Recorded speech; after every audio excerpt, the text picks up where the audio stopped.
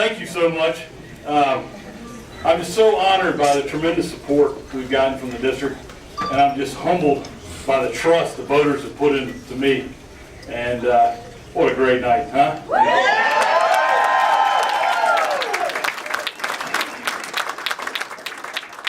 I want to begin by giving all the glory to God for this. Amen.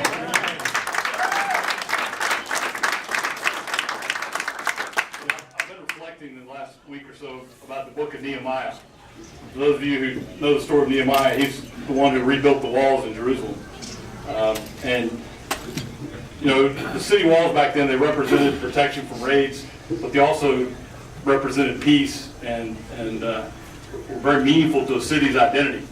And when he realized the walls needed to be rebuilt, the first thing he did is he prayed. And he poured out his heart to the Lord. And he sought the guidance of the Lord.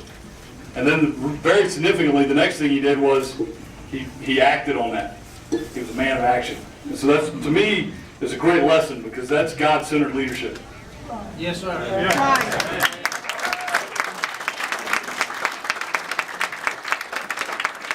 Today we face in this country our own wall that needs to be built. There are people out there who are suffering, just like the people in Judah were suffering in Nehemiah's time.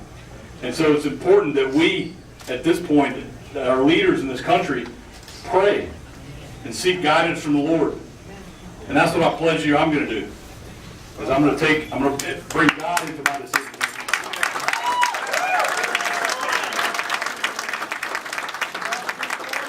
And let Him guide my actions, and then I will act. And I'll do what I think's right every single time. And I pledge that to you here tonight.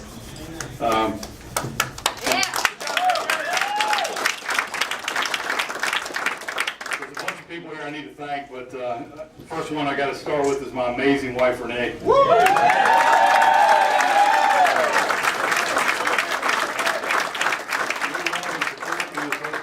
The sacrifices you made to make this possible, I can never thank you enough for it. I love you. Thank you. I may be going to Congress, but Renee is the Speaker of our house. I want to thank my steering committee, Robin and Barbara Hayes. I hope they're here tonight. I'm not sure. Hey, Barbara. Fred and Tina's team. Mrs. Dot Helms, who was with me from the beginning. So many, I see Hal Jordan back here, with me from the beginning. There's so many people in every county in this district that stood up with us in the early days, when there weren't as many of us in this room. But this is such a great family and a big tent in the Republican Party, and I just thank you all for being here tonight. I also want to thank the party leaders in every county. We've got John Lewis here. What a tremendous job he's done. Every county in this district.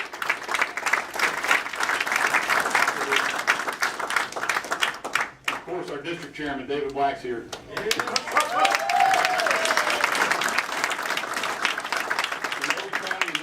Increased the Republican early vote percentage and the turnout over 2008, and it's not by accident. It's because of the leadership of these people, and it's because of all of you who made the phone calls and knocked on the doors and made it happen. I went down today to the victory office, and it was full of people making calls, and it's just so inspiring. I know Doc Bingle is there every single day. I just appreciate all of you who did that. I got my family here with me tonight. My mom, Betty Hudson. My dad, Lane Hudson, here somewhere. Thank you so much for making me the man I am. My sister Effie's here. I love you. My nephew Rain, so proud of you, buddy. I've also got my aunt and uncle, Jimmy and Susan Watson. They worked a pole today out in the cold. They actually worked 2 poles, but that's a long story. Apparently there's a Weddington Elementary in Weddington, North Carolina. It's in the 9th district.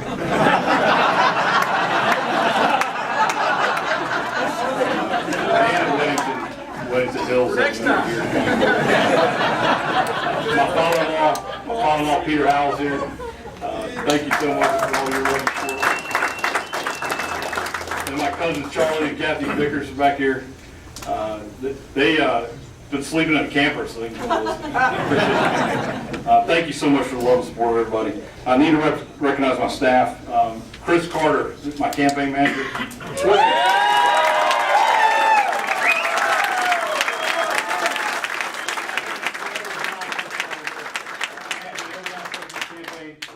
I know your parents are here, and your grandmother. I know they're proud of you. I'm proud of you, man. Couldn't have done this without you. Come on up here with us. In fact, all the staff, come on up on stage. Sean Coker, my treasurer. Sir. Crystal Coker. Anna, Ashley, Maggie, Ashley, Matt, Paul, Mark. All right,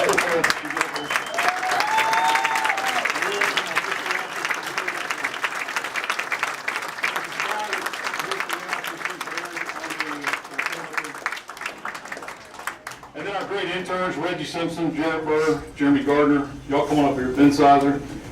I've had so many great interns. Thank you so much for the work you've given to our campaign. And then, again, I've said this before, but to everybody in this room, you've all done so much for Renee and me, either making financial contributions, knocking on doors, making phone calls, praying for us. Please keep praying for us. Just thank you all so much. This is such a team victory. Before we came out here tonight, I received a call from Larry Kissel. And I have to tell you, what a gentleman. He called to congratulate me, told me it was a little early, but he didn't think the outcome would change, and that this was my night. He wanted me to enjoy it. He congratulated me on the campaign I ran, and he told me that the people of this district are the greatest people in the country, and he hopes I'll serve them to the best of my ability, and he pledged to do whatever he could to help with the transition and help me be successful.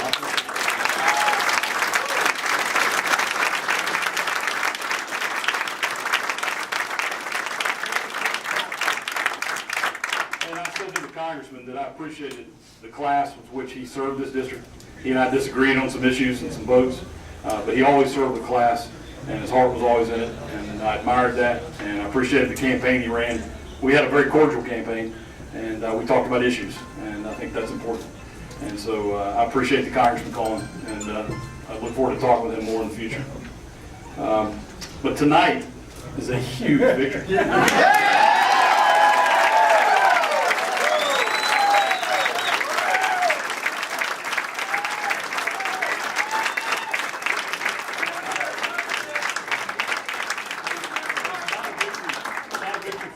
It's not a victory for one person or one party. It never was about me. It's always been about the people of this district. It's about the people who are out there suffering, who are struggling. And this is a victory for the people of the 8th District tonight. Absolutely.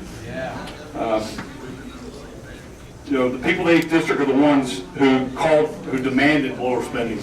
They demanded a change in direction of our fiscal policy in Washington. The people of the 8th District, you are the ones who called for more good-paying jobs. You are the ones who've been calling for an end to Obamacare and the strangling regulations coming out of Washington. Amen. And you are the ones who called for new leadership from Washington. And I'm here to tell you, you're going to have new leadership in Washington.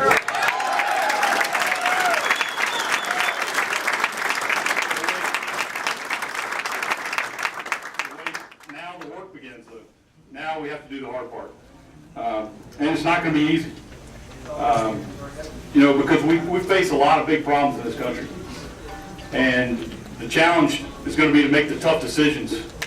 And, like I said, it's going to be tough, but we can accomplish it by working together.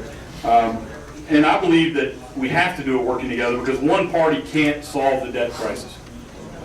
And one party can't get us off the precipice of this debt cliff that we're dealing with, this financial crisis. And one party can't reform Social Security and save Medicare. One party can't reform immigration. We've got to do it working together. And I'm prepared to work across the aisle, to work with both parties, because you can reach out and work together without compromising your principles. I don't think we know who's going to be president yet. I'm praying still that Mitt Romney's going to be the commander-in-chief.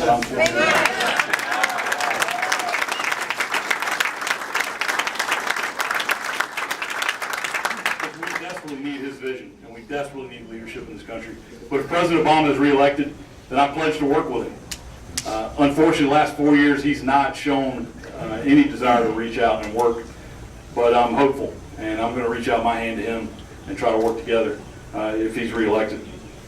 You've heard me say it over and over, and I can tell you tonight that what I'm going to do when I go to Washington is I'm not going to stop until we repeal Obamacare. Yes, sir. Yay!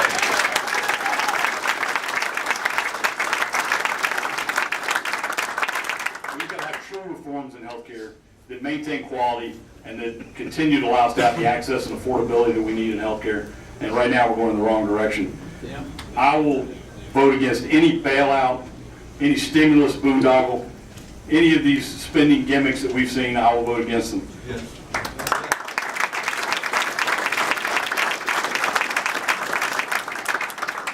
final thing I tell you I'm going to do is I'm going to serve with honesty and integrity. I'm going to come home and tell you exactly where I stand. You're never going to have to wonder where I stand on a given position. From time to time, you may disagree with me, but you're going to know that my positions were based on principle and not on political expediency.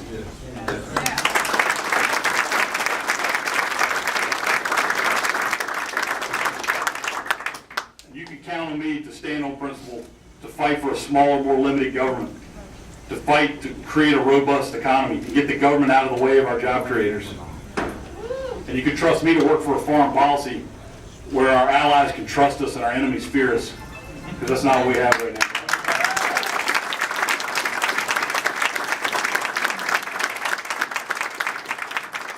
But tonight's a great night. And tonight we're going to celebrate. And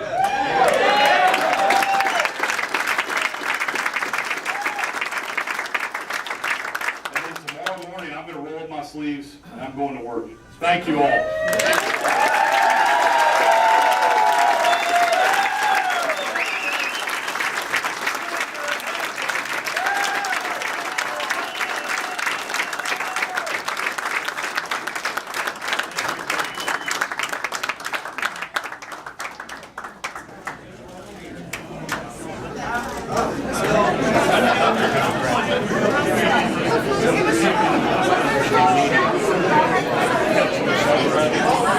I'm going to find out.